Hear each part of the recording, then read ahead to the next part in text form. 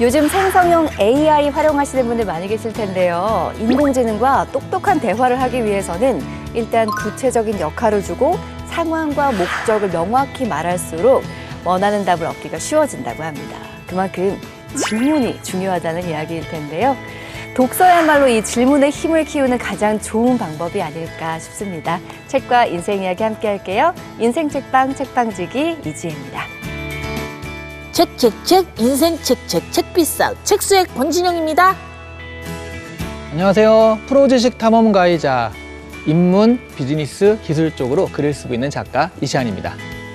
첫 번째 코너 이시안 작가와 함께합니다. 고전 읽기 시간인데요. 오늘 어떤 책인가요? 네, 오늘 고전 읽기는요. 네.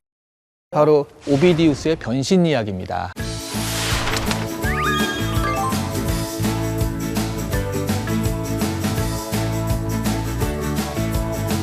변신 이야기면 막 트랜스포머 위치 막 이런 사람들이 막 변신하고 그런 얘기인가요? 그렇죠. 예. 트랜스포머처럼 뭐 기계적으로 변신하지 않지만 네네네. 진짜로 변신을 해요. 오. 그리스 로마 신화에서 신이나 인간이, 심지어 인간도 동물이나 식물, 다른 사람으로 변신하는 그런 것들에 대한 이야기를 250편을 모아놓은 신화집입니다.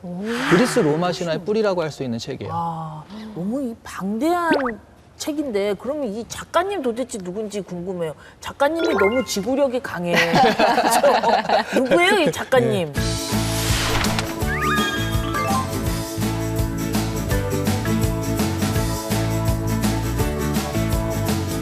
기원전 43년에 태어났거든요.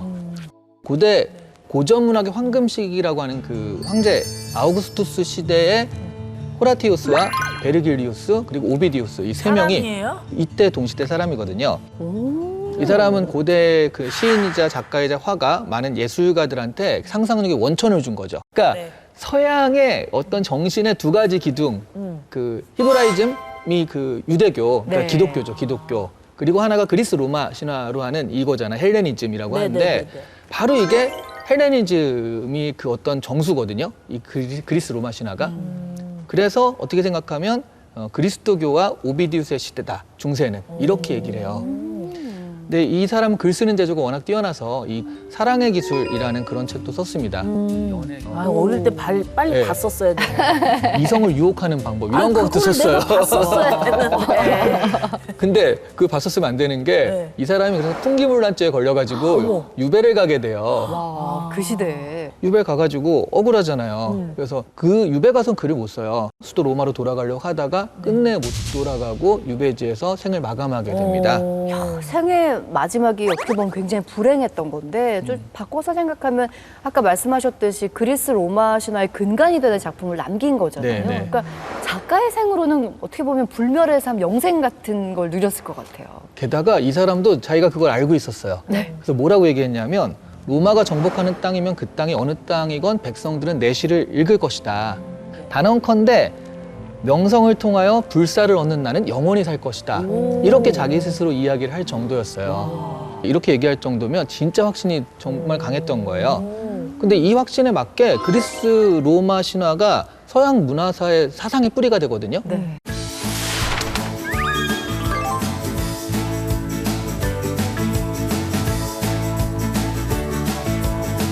가령 계절이 사계절이 있고 그럴까 그런 부분을 고대인들은 이게 왜 그러지? 거기에 대한 설명이 필요하잖아요. 네. 그래서 신화에서 그거를 갖다가 붙이는 겁니다. 그래서 이제 데메테르라는 대제의 여신이 있어요. 페르세포네라는 딸이 있는데 이 페르세포네가 지옥의 신 하데스한테 납치가 돼요. 딸을 찾아 나서고자 그 데메테르가 지하 세계로 가가지고 그 이렇게 찾아오게 되는데 네. 근데 그 납치가 될 때 네네. 하데스가 주는 음식을 절대 먹지 마라. 페르세포네한테. 그래서 진짜 안 먹거든요. 네. 계속 권하지만 거절하다가 마지막에 석류 세 알을 먹어요. 그래서 나중에 1년에 3개월은 지하에 가 있어야 되는 겁니다. 그러니까 데메테르가 대지의 여신이잖아요. 데메테르가 이게 너무 슬프니까 1년에 3개월 가 있는 동안은 땅이 얼어붙게 되는 거예요. 그게 겨울입니다. 그리고 이 데메테르가 그 당시의 단어로 케레스라고 부르거든요. 네. 로마식 표기로. 그래서 케레스를 영어식으로 쓰면 시리얼이 됩니다. 그래서 곡물. 네. 그래서 데메테르 이름이 시리얼의 어원이 되는 거예요. 그 수선화가 영어로 나르소스라고 하는 거 아시나요? 예.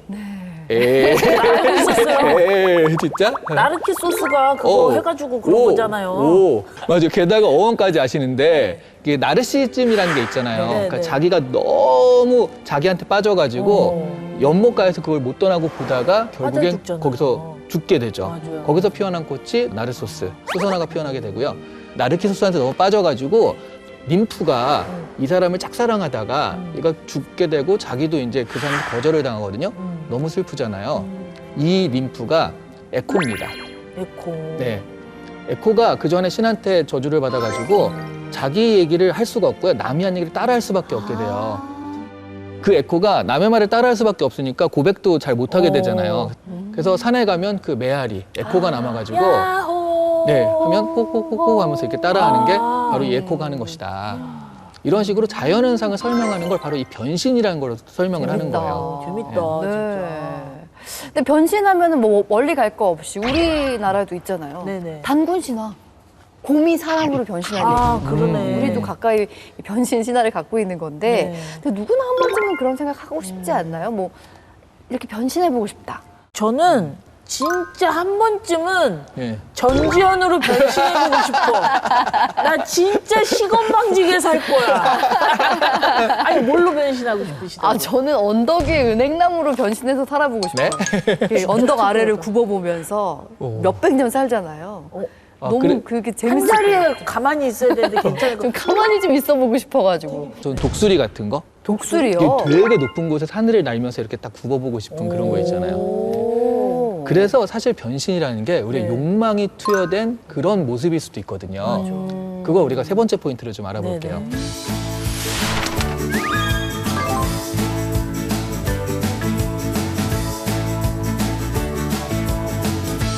여기 변신의 왕은 신들의 왕인 제우스입니다. 제우스는 진짜 황소, 백조, 안개, 황금빛까지 정말 모든 걸로 다 변신이 가능하거든요. 제우스가 이렇게 변신하는 이유가 주로 뭔지 아세요? 뭐예요? 이성을 유혹하는 겁니다. 바람둥이야. 그러니까 뭘 싸우고 그런 게 아니라 주로 이성을 유혹할 때 변신을 많이 해요.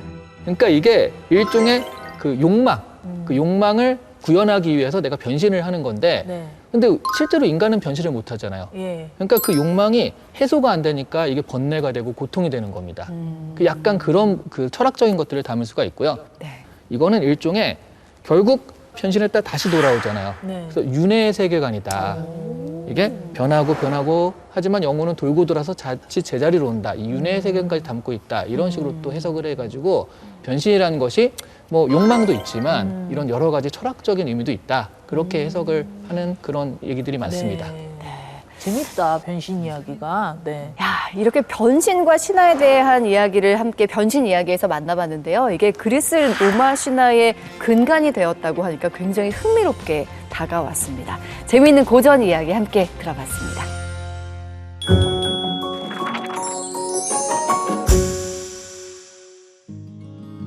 책과 인생 이야기 함께하는 인생 책방 오늘 모실 주인공은요. 노동 현장에서 노동자들을 위한 정책을 펼쳐나가는 분을 모셨습니다. 진보단 정혜경 의원님 나오셨습니다. 어서 오세요. 안녕하세요. 반갑습니다.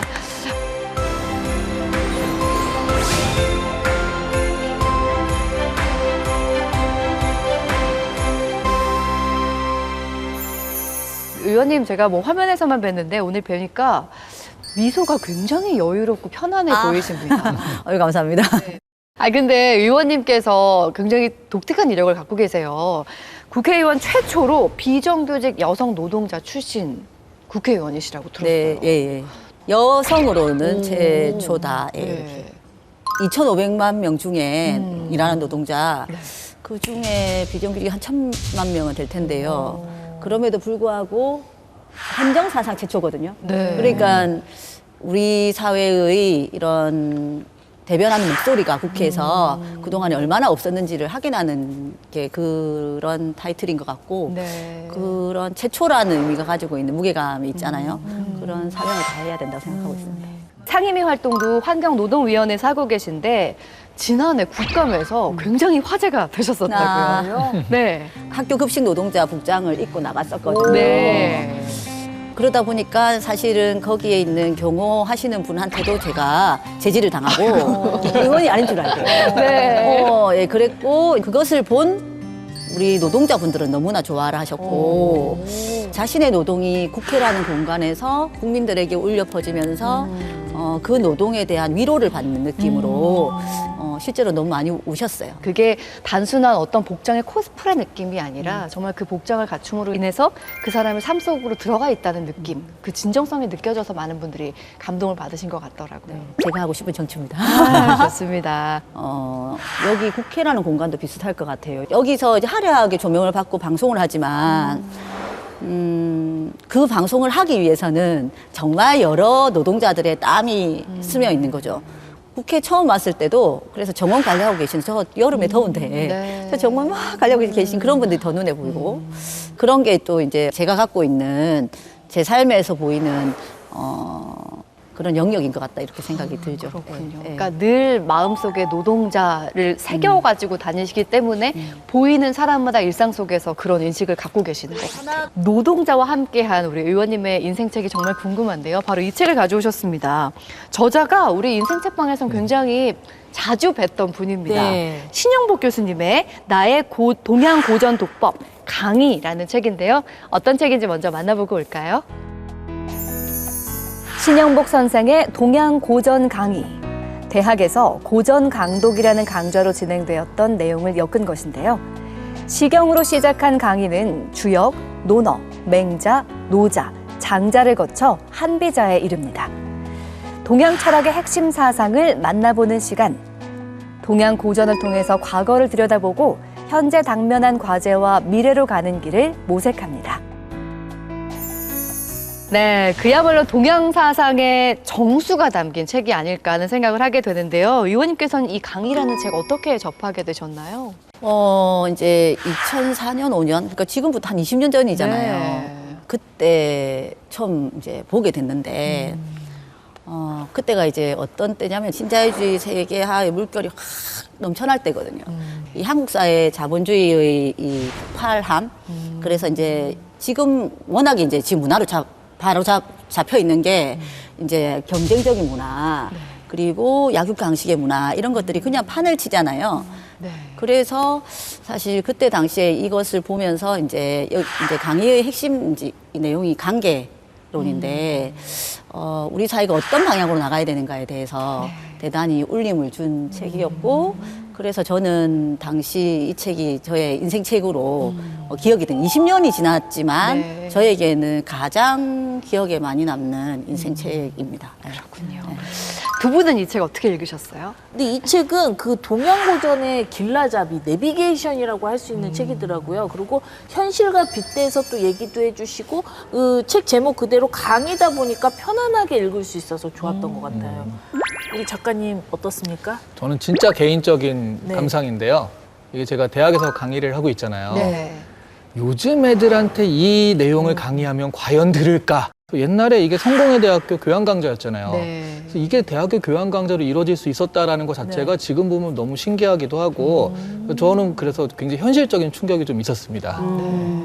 야, 역시 현직 교수님이셔가지고 강의에 잘 적용할 돌아가 고민을 보구나. 하십니다. 서론을 보면 이런 말이 나옵니다.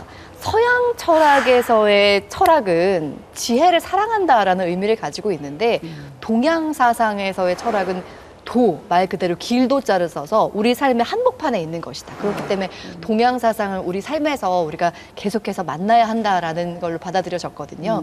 그럼 지금부터는 이제 키워드를 통해서 하나하나 살펴보겠습니다. 자, 첫 번째 키워드 볼까요? 네, 첫 번째 키워드는 바로 동양 고전 읽기입니다. 의원님께서 생각하는 동양 고전의 매력은 뭐인 것 같으세요? 저는 이제 좀 사유라고 생각하거든요. 사유. 생각을 깊이 할 수 있게 만드는 것이 동양 고전인 것 같고 과거의 일이지만 그것을 가지고 우리가 현재를 볼 수 있고 내가 현재 여기서 무엇을 어떻게 가야 되는지를 깨닫게 해주는 그것이 동양 고전인 것 같아서 전 좋습니다. 네. 이 강의의 처음이 시경으로 시작을 하거든요. 이 시경에 실린 시 중에 절반 이상이 국풍이라고 해서 백성들의 노래라고 불리는데요. 아무래도 우리 의원님 노동자 얘기를 계속 하셨지만 일반적인 평범한 사람들, 서민들의 그 삶과 함께 했기 때문에 굉장히 공감하는 부분이 많으셨겠다 싶어요. 네. 또 특별히 또 시를 좋아하거든요, 제가. 아, 그랬어요. 시도 쓰셨고. 네. 그러니까 시가 보통 이제 양반의 문화 네. 이렇게 네. 생각하기 쉽잖아요.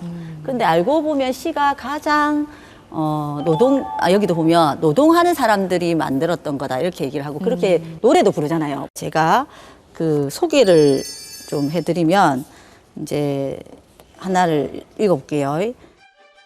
영차 영차 박달나무 찍어내어 물가로 옮기세. 황하는 맑고 물결은 잔잔한데 심지도 거두지 않으면서 어찌 곡식은 많은 몫을 차지하는가. 애써 사냥도 않건만 어찌하여 뜰하겐 단비가 걸렸는가. 여보시오 군자님들 공밥일랑 먹지 마소. 이런 내용이죠. 그러니까 일을 안 하는데 왜 자기들은 막 부자냐 뭐 이런 얘기예요. 근데 일을 막 하고 있는 사람들 입장에서 너무나 억울한 얘기를 그냥 이게 담은 거거든요. 이런 얘기들이 이제 시편에 대단히 많고 네. 또 이제 보면 이런 것 유명한 얘기죠. 이거는 초상지붕 초필원 풀이에 바람이 불면 풀은 반드시 눕는다. 수지 풍중 초불입 누가 알랴 바람 속에서도 풀은 다시 일어서고 있다는 것을.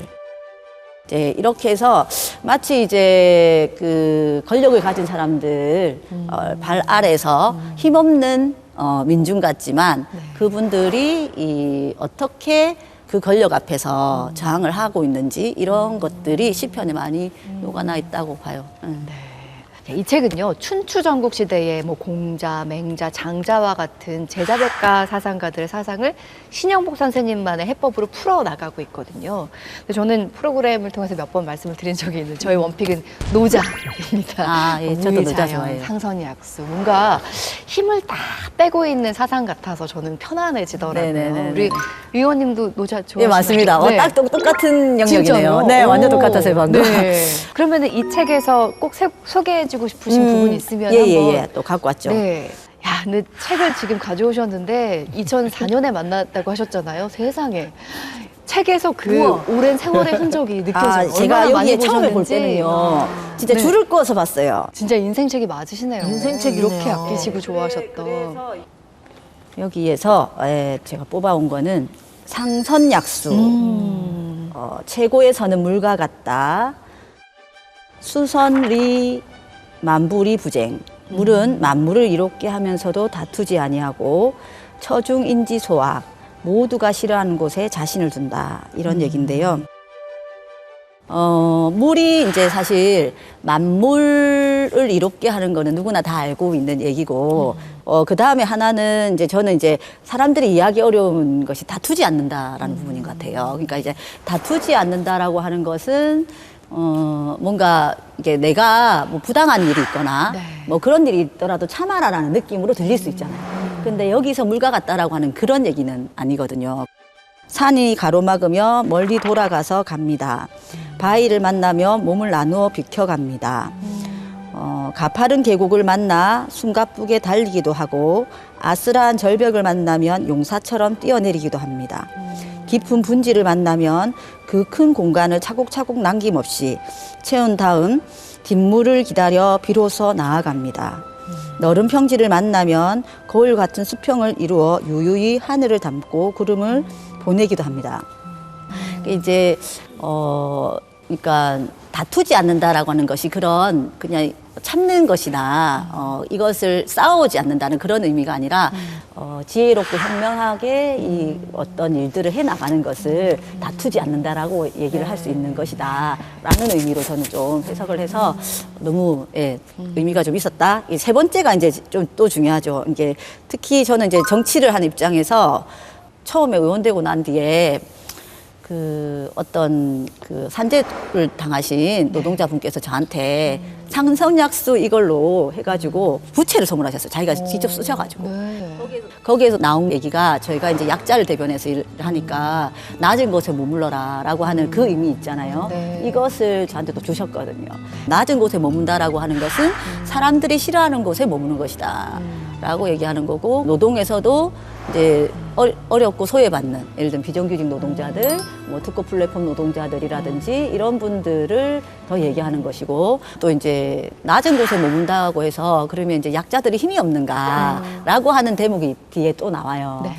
그 약자들의 힘은 결국은 그래서 다 같이 함께 하는 거, 연대하는 거. 여기서 나온다라고 하는 게 쭉 뒤에 이제 나오는 내용이거든요. 그래서 저는 이제 요쪽의 내용을 가장 좀 좋아라 합니다. 네, 노자의 상선약수에서 네, 이야기를 해주셨는데 모든 사람이 높은 곳을 향해서 막 올라가고 있지만 우리 삶의 근간을 이루는 낮은 곳을 향해서 가겠다라는 정치 철학으로 보입니다. 오늘 오시면서 저에게 이렇게 명함 주셨거든요. 네. 근데 명함을 딱 박아 놓으셨어요. 차별받고 소외당하는 사람을 위해 일하겠습니다. 그러니까 낮은 곳을 향하겠다는 의원님의 의지가 느껴집니다. 저는 주역을 설명하는 요 장면이 있는데 네. 뭐라고 하냐면 자리가 사람보다 크면 사람이 상한다라는 말이 있어요. 네. 그러니까 항상 내 능력보다 좀 높은 자리를 원하잖아요. 저도 물론 그렇고. 근데 여기서 얘기하기를 한 70% 정도의 자리에 앉아야 30%의 여유가 생길 수 있다. 그래야지 그 자리를 내가 운용할 수 있는데 보통 100에 앉으려고 70자리가 자꾸 100에 앉으려고 하면 모자란 30을 채우기 위해서 거짓과 위선으로 그것을 덮을 수밖에 없다는 거예요. 그럼 사람이 상하게 되니까 네. 이걸 보면서 좀 욕심을 좀 버려야 되나? 저도 그렇게 좀 뜨끔한 장면이 있었습니다. 왠지 뜨끔하네요, 저도. 아이고, 뜨거워라. 다 그럴 거예요. 네. 네, 그 동양 사상이 가진 매력인 것 같아요. 이 책의 부제가요, 나의 동양 고전 독법이거든요. 근데 사실 동양 고전이 좋은 건 알겠는데 우리가 늘 어렵다라고 느끼죠. 그만큼 이 고전을 읽는 나만의 방식이 굉장히 궁금하거든요. 저는 많이 읽는 게 중요하지 않다 생각하는 편이에요. 네. 그 하나의 문장에 집중해야 된다 생각을 해요. 시대적으로 어떤 상황에서 그 문장이 나왔는지도 이해하는 것이 필요하고 네. 내가 현재 어떤 고민을 갖고 있는지를 투여해보고 그 안에서 그것을 가지고 막 상상을 하면서 네. 하여튼 깨닫는 거죠. 그러면 새로운 것이 뭔가 태어나는 느낌이거든요. 그 책에서 제가 막 사유를 하고 있을 그 때가 제일 좀 휴식을 한다는 느낌이고 그렇게 하는 게 고전 독법을 읽는 노하우가 아닐까. 한 문장을 읽어도 곱씹으면서 되새김질하며 사유를 해라. 네. 이게 우리 정혜경 의원님의 고전 독법이었습니다. 자, 두 번째 키워드 볼까요? 자, 두 번째 키워드는 바로 을들의 노래입니다. 직접 출간하신 우리 시집의 제목 을들의 노래입니다. 근데 저는 이 책의 첫 장에 나온 그 시를 한번 소개해드리고 싶어서 가지고 왔는데 한국 땡땡전자 라인 비정규직 일은 같았고 신분은 달랐다. 일은 같았고 월급은 절반. 일은 같았고 한 달에 한 번 재계약. 일은 같았고 5년간 60번의 재계약. 일은 같았고 끝내는 해고. 일은 같았는데 지금도 일은 같은데. 이런 시입니다. 정말 의원님의 삶이 그대로 담긴 것 같은데 진짜예요? 5년간 네. 60번의 재계약, 네, 매달 계약을 갱신하는? 네네네. 얼마나 고달프셨을까요? 안 당해본 사람은 모르겠죠. 그러니까 월말에 다음 달 이제 근로계약을 하는 거거든요. 그러면 이제 내가 근로계약을 했으니까 나는 한 달을 살 수 있겠네 안정적으로 이렇게 생각하죠. 네. 그러면 그 이제 2주가 도래한 그때부터는 내가 다음 달에 여기서 일을 할 수 있을까 없을까를 고민하게 돼요. 그러면서 심장이 좀 벌렁벌렁한데 숨막히네요. 네. 우리 라인에 이제 물량이 줄어든다는 소문이 그때부터 들거든요. 그러면 어떻게 되냐면 누가 잘릴까? 내가 잘리지 않을까? 안 잘리기 위해서 일을 잘해야 되잖아요. 그러면 어떻게 되냐면 쉬는 시간에도 일을 하는 거예요. 안 밀리고 열심히 일해야 안 잘리니까. 이게 이제 악순환 되는 것이고 그때부터 밤잠을 못 잔단 말입니다. 이 생활을 계속 하는 거예요. 그러니까 인간의 삶이 아니죠. 그러니까 정말 걷는 삶이 아니라 매번 숨차게 뛰는 네네네. 삶인 거네요. 예, 예. 아, 얘기만 들어도 숨 막혀요. 그러니까요. 네. 제가 있을 때만 해도 이제 막 비정규직이 양산되는 시기였기 때문에 이게 부당하다고 생각했던 거야. 이런 거거든요. 그러니까 예전에는 처음에 내 자신이 대학을 졸업하고 취직을 하게 되면 전부 다 정규직이었고 지금은 전혀 그렇지 않은 시대. 거기에 투잡, 쓰리잡을 해야 되는 시대. 이렇게로 바뀌어 있는 게 이제 자본주의의 발달에 의한 폐해인 거죠. 그러니까요. 우리가 매일 열심히 뭔가 성실하게 지내면 좀 더 나아질 거야라는 미래에 대한 기대 없이 끝내는 해고라는 정답으로 갈 수밖에 네네네, 없는 삶이 맞습니다. 얼마나 정말 팍팍하고 힘들었을까라는 생각이 드는데 의원님께서 이제 직접 그런 시간들을 살아내시면서 쓰신 시집인데 한번 소개해주고 싶으신 시. 네, 시가 있으면 예. 한번 소개해 주세요. 사람들은 을들의 노래라고 해서 차별받고 어려운 얘기, 아픈 내용은 많을 것이다. 그리고 그것이 억울하다라고만 생각하실 것 같은데 제가 하고 싶은 거는 네. 존중이거든요. 존중. 예, 사람으로 태어났을 때 다 존귀하게 태어나는 것이고 존중받아야 될 존재라고 하는 것을 더 많이 얘기하고 싶은데 네. 그래서 저는 이제 제가 이 시에서 가장 좋아하는 시가 뭐냐면 네. 새벽을 건네받는 사람들이거든요. 이거 한번 낭독해 볼게요. 새벽을 건네받는 사람들. 지난 밤으로부터 지기장날 새벽을 건네받는 사람들에게 차 봉사하러 가는 날. 생선을 파는 한 중년의 여인에게 차 한 잔 드릴까요? 웃으며 물었는데 여인은 어찌할 바를 몰라 당황해 하신다. 태어나 단 한 번도 남에게 선의를 받아본 적이 없는데 타인에게 존중 같은 것도 받아본 적이 없어 어찌할 바를 모르는 분도 있었다. 진짜 선의를 받아야 할 사람은, 진짜 존중을 받아야 할 사람은 누구인가? 사진처럼 한 장면이 딱 박혀 있는 그 장면을 잊을 수가 없어요, 저는. 예. 그래서 그분을 생각하면서 이제 쓴 시인데 자기가 이 시집의 주인공인지도 모르고 있을 것 같아. 근데 그분 지금은 너무 당당하게 막 말씀하세요. 근데 여인이라는 그 언어에도 단어에도 그 존중의 마음이 담겨 있는 것 같아서 따뜻하게 느껴집니다. 이 노동의 가치와 일하는 사람들에 대한 그 어려움, 그걸 존중해야 한다라는 거는 이 책에도 나오고 있거든요. 우리 이시안 작가님이 소개 좀 해주시겠어요? 그러니까 주공이 조카 성왕에게 군자는 무일에 처해야 된다. 이 무일이라는 게 그러니까 편안하지 않다라는 뜻이거든요. 노동의 어려움을 먼저 알고 그 다음에 편안함을 취해야지 백성들이 고생하는지 알 수 있다. 그래야지 그걸 다스릴 수 있다라는 그런 얘기를 합니다. 그러면서 재밌는 게 오늘날 사람들이 살아가는 모습을 보면 막 네. 부모 세대는 열심히 일하고 농사 지는데 자식들은 게으름 피우고 놀면서 행보르죠. 옛날 사람들은 아무것도 몰라 이렇게 얘기한다라고 해요. 지금 모습과 너무 똑같잖아요. 거기에 보면 이제 이런 얘기 나오거든요. 무일은 불편함이고 불편은 고통이고 불행일 뿐이지요. 무엇보다 불편함이야말로 우리의 정신을 깨어있게 하는 것이라는 깨달음이 없는 것이지요.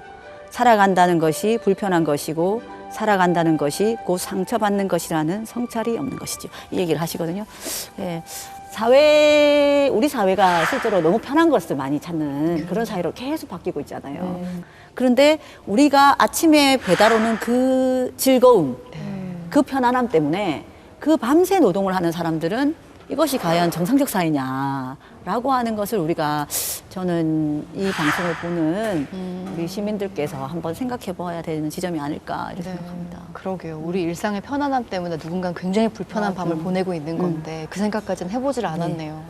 그만큼 이 서로의 관계에 대한 이해, 그러니까 서로의 입장에 대한 이해가 좀 점점 부족해지고 있구나라는 네네. 생각을 좀 많이 하게 되거든요. 사람 인자가 갖고 있는 이제 함의가 있잖아요. 그래서 서로 기대어서 있는 것이 사람 인자인데 그러면 혼자서 살 수 없는 거라는 거죠, 사람은. 사람은 그래서 사회적으로 관계를 맺으면서 살 수밖에 없는 것이고 그게 사람의 본성이라는 것이고 그러면 근데 우리가 현대 자본주의 사회에서는 각자 도생의 길을 살고 있는 거잖아요. 예, 강장에서도 저는 이제 제가 가장 기억에 남았던 사람 중에 한 명이 20대 여성이었는데 자기는 12시간 노동을 한대요. 그런데 최저임금도 못 받아서 보일러를 야간에 틀지도 못하고 차가운 방에서 잔다라고 하는 그 호소를 제가 들으면서 저도 엄청 충격을 받았어요.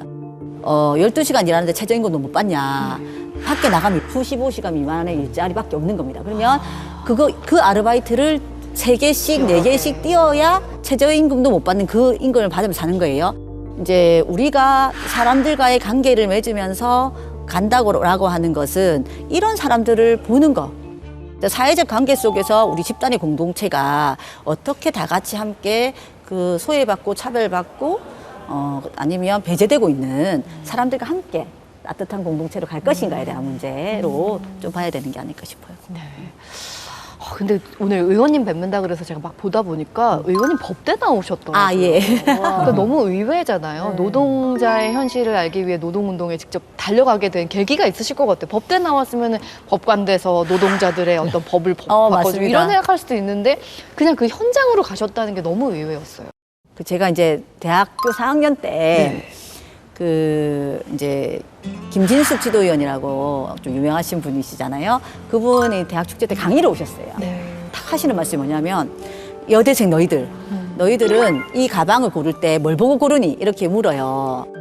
디자인 예쁜지 안 예쁜지 나의 마음에 드는지 안 드는지 이런 걸 보고 저는 고른다고 생각했는데 그분이 딱 하시는 말씀이 너희와 똑같은 나이에 있는 그것을 만드는 여공들은 그 가방을 만들면서 손이 재봉틀에 찢겨 나간다. 너희들은 이걸 한 번이라도 생각해 본 적이 있냐? 이런 얘기를 해요. 저는 그게 인생 충격이었어요. 너무 충격이었고 제가 그것을 생각해 보지 못하고 살았던 것에 대한 부끄러움 이런 것들이 있어서 그게 어떤 충격이었고 제가 이제 창원이라는 지역에 살았거든요. 거기가 이제 공단이 있는 지역이고 노동자들의 투쟁이 87년 6월 항쟁 이후에 엄청나게 많이 있는 지역이었어요. 그래서 제가 그 노동자들이 자기 권리를 찾는 투쟁들을 보면서 자랐죠. 우리 아버지도 이제 술 먹고 이제 같이 가족끼리 대화를 하면 네, 이제 사회를 바꿔야 된다. 이런 얘기를 많이 하셔가지고 가족과 그리고 지역적 특색 뭐 이런 걸로 좀 접할 수 있는 계기가 많았던 것 같아요. 네, 그래서 사실 사회에 관심을 많이 가지게 되셨구나.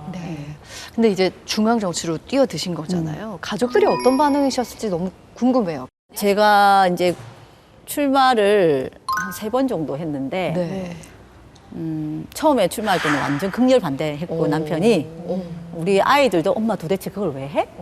뭐가 좋아서 하는 거야? 너무 안 좋은 것 같은데 근데 지금은 이제 제가 하는 활동을 보면서 우리 남편도 그렇고 아이들도 그렇고 훌륭한 일을 한다라고 생각하는 것 같아요. 그러니까 인정해주고 많이 도와주고 그런 편입니다. 자녀분들도 이제 정치인으로서의 엄마를 응원해 주신다고 하셨는데 아마 다른 사람들하고 좀 다른 교육을 하실 것 같거든요. 그런데 이제 제가 중요하게 생각하는 가치가 있어요. 제가 직장인 삶을 살다 보니까 이제 첫애를 낳았을 때 제가 이제 첫애가 이제 5년 만에 생겼거든요. 엄청 귀한 아이였어요. 유남이네요. 예, 귀한 아이였는데 첫애를 낳고 이제 직장을 생활하니까 어떻게 얘를 봐야 될지 모르는 거야. 그리고 얘랑 나랑 둘이만 있는 게 너무 불안했어요. 그랬는데 제가 이제 둘째를 낳고 육아휴직을 이제 쭉 하면서 도저히 이렇게는 못 살겠다 싶어가지고 육아서를 엄청 읽어가지고 깨달은 바가 하나 있었는데 뭐냐면 그 아이의 존재를 그대로 인정해주는 것을 해야 한다라고 하는 것을 제가 그때 느꼈고 그 다음에 아이에게는 엄마와 연결되어 있다라고 하는 사랑의 마음만 있으면 된다라고 한 2가지를 제가 그때 깨달았어요. 사실 신경도 거의 못 써주지만 뭐 그래도 그럭저럭 잘하고 있는 건 아닌가 이렇게 생각하고 있죠. 네, 엄마가 행복해야 아이도 행복한다고 하니까 엄마의 마음도 굉장히 중요했다는 생각이 들어요. 그거를 깨달고 나니까 훨씬 더 애들도 나아졌어. 첫째가 그래서 불안감이 줄었었거든요. 그러시군요. 네, 좋습니다. 1년 동안 열심히 달려오셨잖아요. 네. 지금 말씀하시는 것만 들어도 앞으로도 굉장히 막 뛰어다니시면서 일하실 것 같거든요. 지정 씨 잠깐 쉬는 시간 드릴까요? 그거 이제 좀 릴렉스 하시라고 제가 잠깐 쉬어가는 코너 OX 퀴즈 준비했습니다. 첫 번째 질문 드리겠습니다. 비례대표지만 지역구로 나왔어도 당선될 자신이 있다? 하나, 둘, 셋. 이야, 자신감 뿜뿜. 정말요, 의원님? 네. 아니, 진짜 되실 것 같아서. 예, 저 원래 사실 네. 지역구를 준비하고 있었는데 사실 우리 당내 상황으로 갑자기 비례가 된 거였는데요. 예, 그때도 당연히 처음 시작할 때 제가 1%였거든요. 1%에서 시작했는데 지역 주민들과 계속 이제 함께 하다 보니까 할 수 있다. 과감하게 도전하고 반드시 해내겠다는 마음으로 해야 한다라고 처음부터 생각했고 그래서 이제 모든 것을 다 바쳐서 제가 지역 활동을 했어요. 네. 그래서 저는 지금도 할 수 있다 이렇게 생각합니다. 강철의 여인 우리 의원님. 두 번째 질문 드리겠습니다. 국회 입성 뒤 내가 생각해도 정치를 좀 잘하는데? 라고 느낀 적이 있다? 하나, 둘, 셋. 내가 생각. 그냥 자신감 있게. 당당하게, 당당하게. 당당, 진보당 당당. 네. 예. 제가 지역에 있었고 중앙 정치를 한 것도 아니고 네. 그리고 그렇다고 해서 다른 분들처럼 엘리트이지도 않아요. 지식인이지도 않아요. 네. 저는 노동자이고 그 노동자들이 국회에 들어왔다라고 생각하고 노동자들의 생생한 현실이 국회 안에서 울려 퍼지게 그리고 그것을 국민들이 알게 저는 1년 동안 그렇게 하려고 대단히 노력했고 그렇게 하고 있다라고 일단 생각하기 때문에 네. 예. 당당한 우리 의원님이셨습니다. 세 번째 질문 드리겠습니다. 내 삶을 바꾼 한마디. 가방을 고를 때 뭘 보냐는 말을 듣지 않았다면 평범한 직장인이 됐을 것이다. 하나, 둘, 셋. 그게 굉장히 마음에 확 꽂히셨나 봐요. 네네 인생이 몇 번에 제가 이제 모멘텀이 있었는데 그 중에 하나입니다. 네. 그래서 근데 평범한 직장인은 안 되셨을 것 같은 게 그게 축제 강연을 가서 들은 말이잖아요. 그러게요. 그것부터 좀 범상치 않은데 범상치가 않아요. 평범한 직장인은 아니었을 맞아. 것 같아요. 그러면 그 이후에 그 김준식 위원장 만나셨어요? 예 만났죠. 이 얘기 하셨나요? 내 인생을 바꾼 한마디였다. 예, 그 얘기를 하셨는데 그분은 워낙에 이 얘기를 가지고 강연을 많이 다니시는 거예요. 그래서 기억을 잘 못하시더라고요.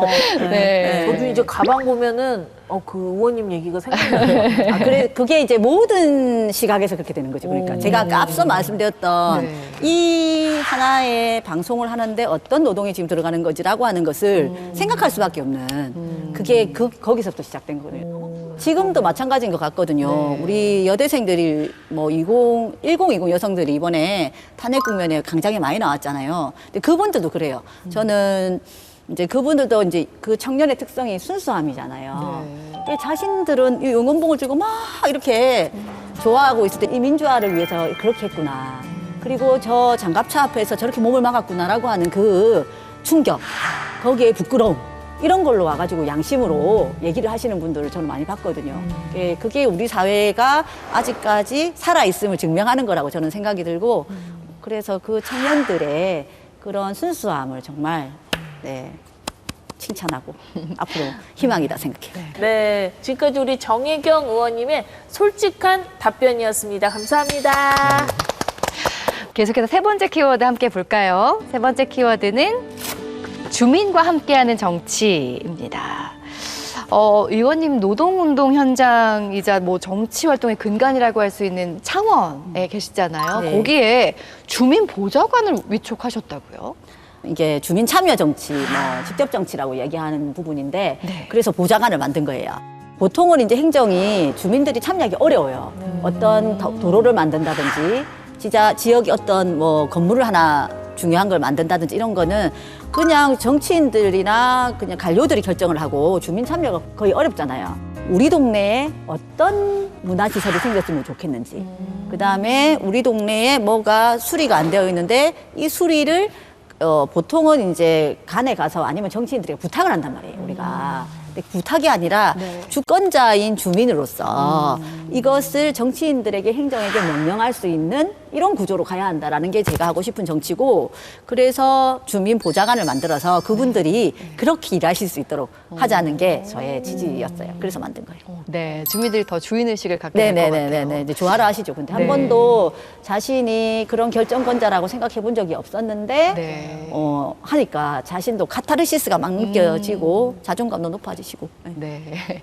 초선 의원으로서 앞으로 하고 싶은 일이 참 많으실 것 같아요. 어떤 계획들 갖고 계신가요? 일하는 사람들의 이야기가 많이 노출되게 하는 게 일단 제 기본 사명이라고 생각을 하고요.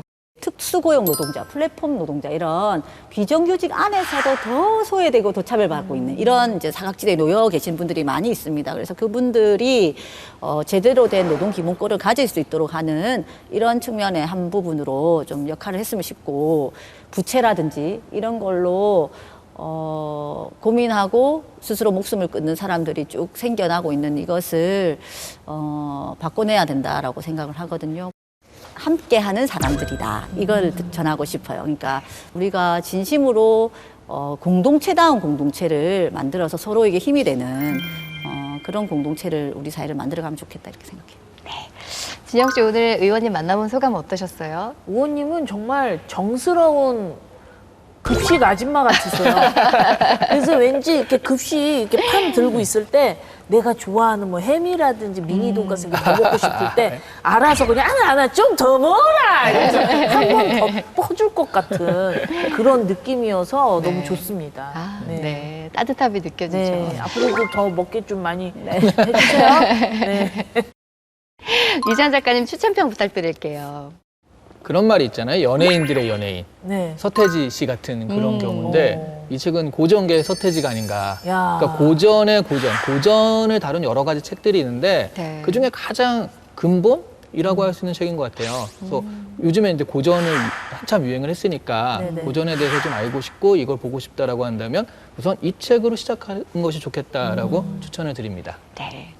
의원님 오늘 인생책방 함께 하셨는데 어떠셨어요? 저도 사실 이제 인생책이지만 사실 이제 잊고 살고 또 이제 그냥 다른 워낙에 이제 많은 일들이 있으니까 그랬는데 다시 한번 좀 정립하는 네. 저를 좀 다듬는 뭐 이런 시간이 사실 되어서 전 너무 좋았습니다. 네. 논어편에 보면요. 학이 시습지 불력 열호라는 말이 나옵니다. 다들 아실 텐데요. 배우고 때때로 익히니 어찌 기쁘지 아니한가라는 뜻을 가지고 있죠. 여기서 익힐 습자를 쓰는데 이 습자가 단순히 복습하는 습자가 아니라 실천을 뜻한다고 하거든요. 노동자 현장에 나가서 노동자의 손을 잡으면서 그들과 함께하는 삶을 통해서 직접 실천하고 계신 의원님을 만나게 돼서 너무 반가운데요. 앞으로도 차별받지 않고 소외당하지 않는 이 세상을 만들기 위해서 많이 애써주시기 바랍니다. 지금까지 진보당 정혜경 의원님과 함께했습니다. 고맙습니다. 감사합니다.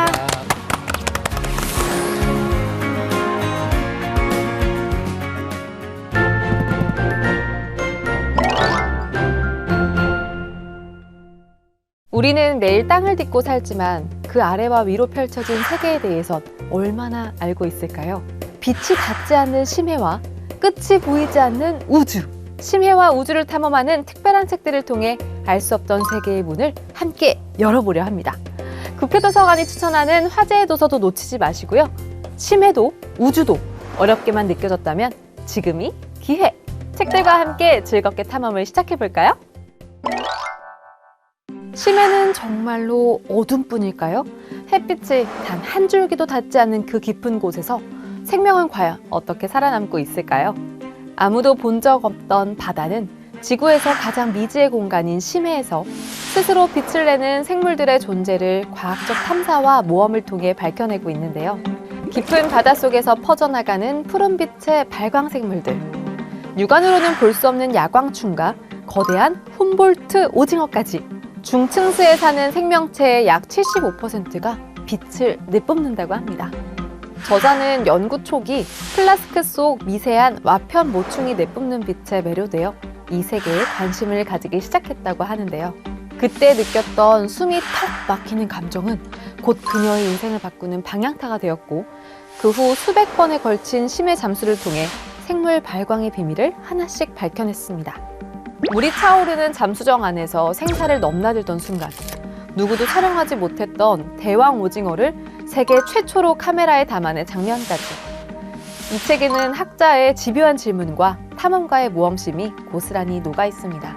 책 속에는 과학적 분석과 인간적인 통찰, 환경에 대한 고민이 함께 담겨 있어 우리가 지구라는 바다 행성 위에서 얼마나 많은 것을 놓치며 살아가고 있는지를 돌아보게 만듭니다. 우리가 미처 알지 못했던 광활하고 투명한 해저 세계를 비춰주는 책, 아무도 본 적 없던 바다였습니다.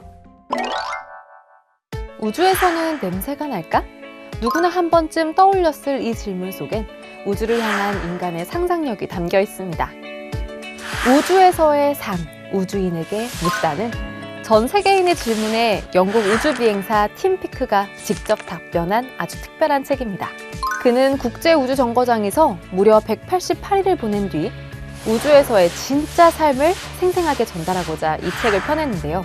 우주에서는 화장실을 어떻게 가나요? 라는 질문엔 우주복 속 기저귀 MHG를 착용한 채 12시간 넘게 버텨야 한다고 설명하죠. 거기서 그치지 않고 국제우주정거장에서 와이파이가 되나요? 시속 28,000km로 도는 기분은 어떤가요? 소행성이 충돌하면 어떻게 되나요? 같은 질문이 이어지며 우주에서 벌어지는 생활의 모든 장면이 그림처럼 펼쳐지죠. 특히 저자는 무중력의 원리를 설명하며 국제우주정거장이 지구를 향해 끊임없이 떨어지고 있기 때문에 그 안에서는 모든 것이 함께 떠다닌다는 사실을 일상적인 예시와 함께 쉽게 풀어냅니다. 훈련에서 발사, 우주 유영, 지구 귀환까지 서사적으로 구성된 이 책은 우주를 더 이상 먼 이야기가 아닌 우리의 미래로 느끼게 해줍니다. 우주의 일상, 그 경이로움과 낭만을 한 권에 담은 우주에서의 삶, 우주인에게 묻다. 지금 천천히 들여다볼까요? 지구는 하루 동안 얼마나 멀리 움직일까요? 놀랍게도 어제와 같은 시간에 있던 위치에서 250만 킬로미터나 떨어져 있다고 합니다. 천문학 이야기는 이 우주에 대해 놀라운 질문들을 던지고 명쾌하고 유쾌하게 답해주는 과학 교양서인데요. 저자 팀 제임스는 태양 한가운데에 지구가 100만 개 들어간다는 사실에서부터 인간의 역사가 우주 달력에서 단 4분에 해당한다는 이야기까지 도무지 상상할 수 없는 시간과 거리, 질량을 그림이 그려지듯 생생하게 설명하죠. 책에서는 인류의 우주 탐험을 수많은 천재들의 도전과 실수, 발견으로 풀어냅니다. 그들은 별을 관찰하며 이름을 붙이고 마침내 블랙홀의 증거를 사진으로 찍는 데까지 나아가는데요.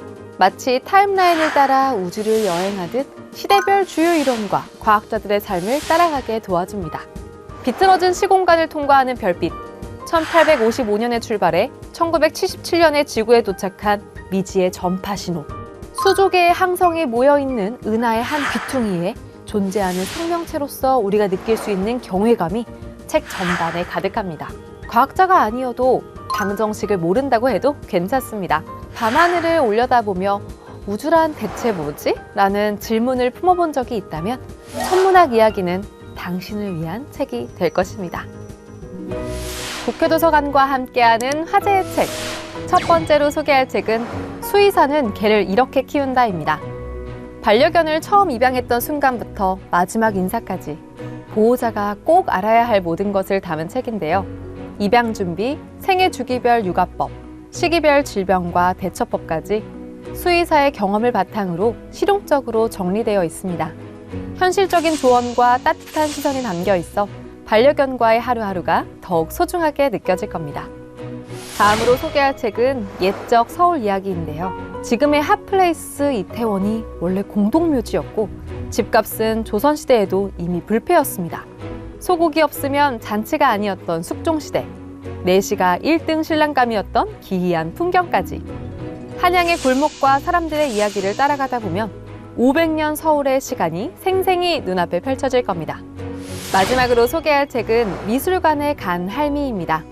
예술은 좋아하지만 미술사는 어렵게 느끼는 이들에게 정 많은 할머니가 들려주는 따뜻하고 유쾌한 그림 이야기가 찾아왔습니다. 르네상스부터 현대미술까지 유명 화가들의 사람과 그림 속 이야기들을 이해하기 쉽도록 풀어주죠. 그러다 보면 복잡했던 미술사가 어느새 마음 가까이 다가오는데요. 미술관에 가지 않아도 마음속에 작은 미술관을 짓게 만들어주는 책입니다.